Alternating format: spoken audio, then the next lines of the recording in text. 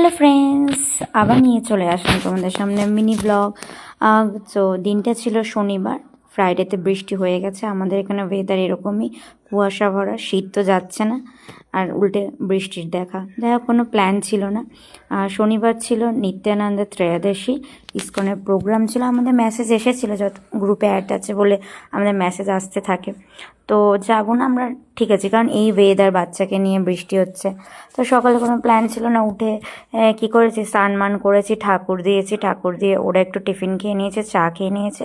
তো আমরা রেডি হয়ে বেরিয়ে পড়েছি। ওই যে কথায় আছে না, ওনার ডাক আর আমরা না গিয়ে পারি, যেভাবেই হোক যেতেই হবে। আমাদের ইচ্ছা আর ওনাদের ইচ্ছার মধ্যে আকাশ পাতাল তফাৎ না। তো সেটাই হয়েছে, ব্যাপার হচ্ছে সবই ওনারই কৃপা, ওনারই ডাক, ওই হচ্ছে ব্যাপার। উনি ডেকেছে আর আমরা না আসে পারি। তো যাই হোক, তো আস্তে আস্তে সবই প্রোগ্রাম শেষ, কারণ অনেকটা দূর থেকে আসতে হয়। তার মধ্যে রাস্তায় ছিল অনেকটা জ্যাম। তো ছুটির দিন ছিল, আর এসে দেখি সমস্ত কিছু হয়ে গেছে। মানে আমরাও নেমেছি, প্রোগ্রাম শেষ হয়েছে, সব বেরাচ্ছে।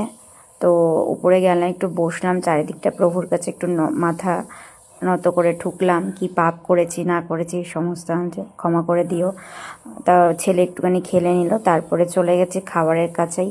ওর জন্যই হয়তো প্রভু ডেকেছে, বলে আয়, অনেক দিন আসিসনি, একটু খেয়ে যা, খাবার বানায়, আয় চলে আয়। ওটাই, প্রোগ্রাম দেখার তো আর ভাগ্য নেই। যাই হোক, ভাগ্যে ছিল না। তো বলছে আয়, আমার প্রসাদটাই গ্রহণ করেছে। ওটাই হয়েছে যে প্রসাদ খেতে গেছে। তো অতি ভাগ্যে ওনার 56 ভোগের প্রসাদ একটুখানি পেয়েছি, পায়েস পেয়েছি, একটু পকোড়া পেয়েছি।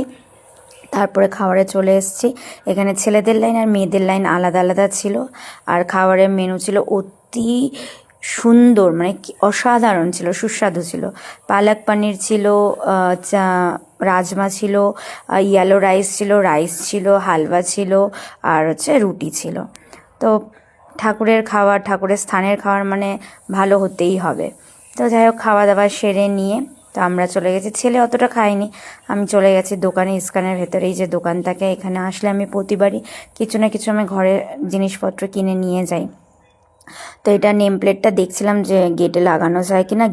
আমাদের গেটের পিলারটা তো ছোট, তাই বর্মশাইকে জিজ্ঞাসা করছে পিলারে হবে কিনা। তারপরে নিলাম একটু ধূপকাঠি নিলাম, তারপরে একটু রামলালার জন্যে, অযোধ্যা থেকে রামলালা এনেছে, তার জন্য একটা হার নিলাম, এইসব নিলাম।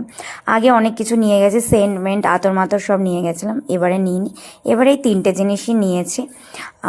তো যাই হোক, তারপর উনি তো পাশ থেকে ছোটোটাও বকর বকর করেই যাচ্ছে, আরও দেখছি জিনিসপত্র কিছু নেওয়া যায় কি না। তো এই নিয়েছি মুপকাঠিগুলো।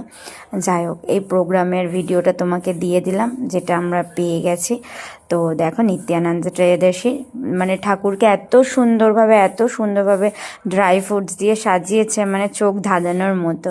স্নান যাত্রা হয়ে গেছে, সব হয়ে গেছে, ড্রাই ফ্রুটস দিয়ে খুব সুন্দর করে সাজিয়ে দিয়েছে। ভিডিওটা দেখো তোমরা, কেমন লাগলো অতি অবশ্যই জানিও। আর ভালো লাগলে অতি অবশ্যই লাইক, কমেন্ট, শেয়ার করতে ভুলো না। আর আমার ভিডিও দেখতে থাকো আর আমাকে কমেন্টসে বলতে থাকো কেমন হয়েছে। চলো, আশা করি ভালো লাগবে। টাটা, বাই বাই, হরে কৃষ্ণা। সবাই ভালো থেকো ও সুস্থ থাকো, এই ঠাকুরের কাছে কৃপা করি। হরে কৃষ্ণা, রাধে রাধে।